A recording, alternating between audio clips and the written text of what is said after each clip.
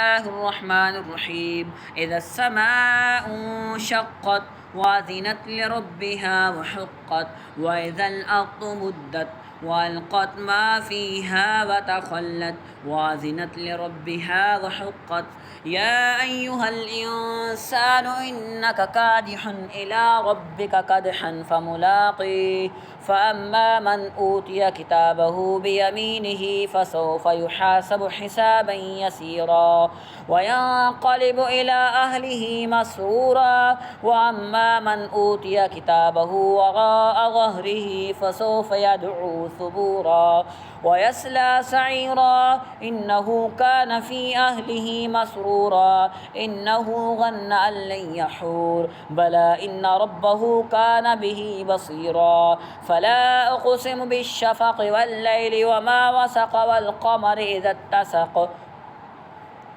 اتسق لتركبن طبقا عن طبق فما لهم لا يؤمنون وإذا قرئ عليهم القرآن لا يسجدون بل الذين كفروا يكذبون والله أعلم بما يوعون فبشرهم بعذاب أليم إلا الذين آمنوا وعملوا الصالحات لهم أجر غير ممنون.